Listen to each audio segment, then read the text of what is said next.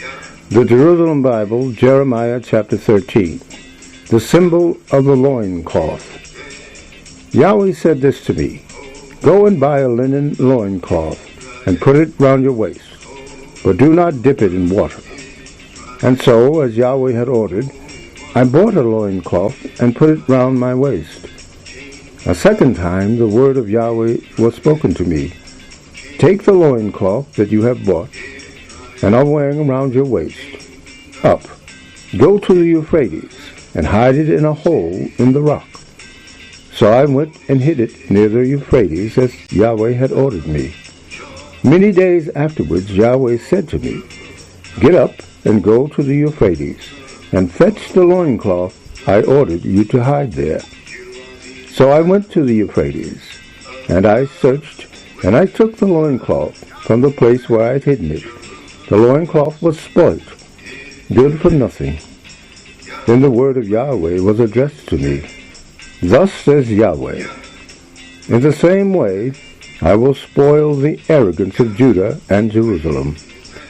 This evil people who refuse to listen to my words, who follow the dictates of their own hearts, who have followed alien gods and served them and worshipped them, let them become like this loincloth, good for nothing.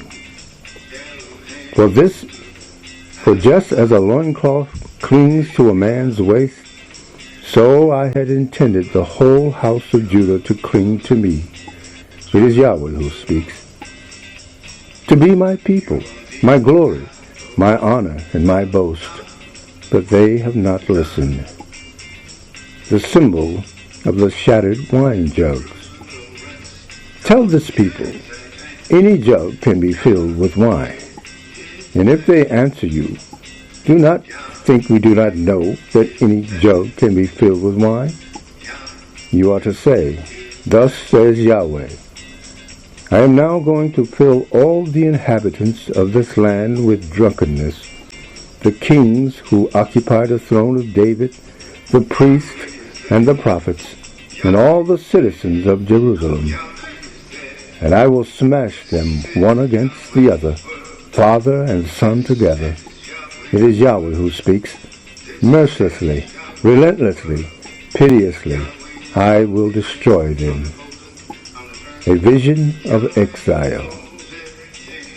Listen, pay attention. Away with pride. Yahweh is speaking. Give glory to Yahweh, our God, before he brings darkness down on your feet, and your feet stumble in the darkened mountains. You hope for light, but he will turn it into deep shadow, change it into gloom.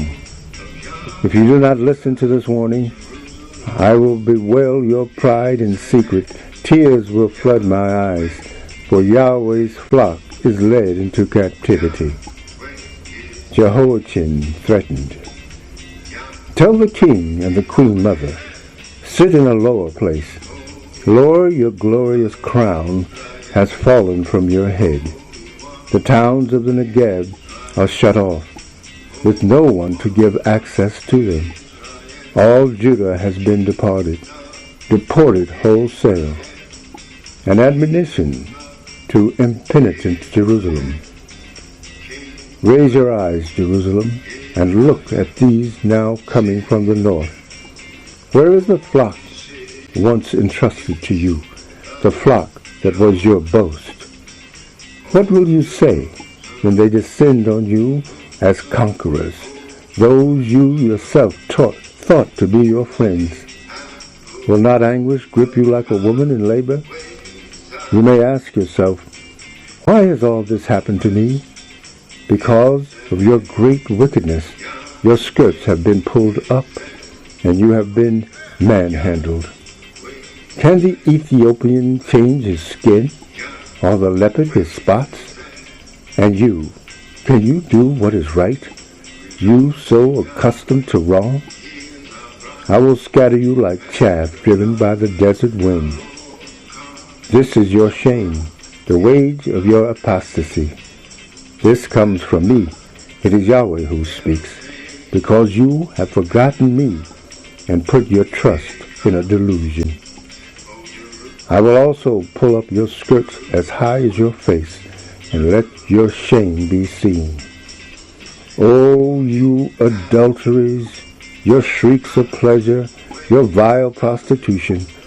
On the hills and the countryside I have seen your abominations. Woe to you, Jerusalem, unclean still. How much longer will you go on like this?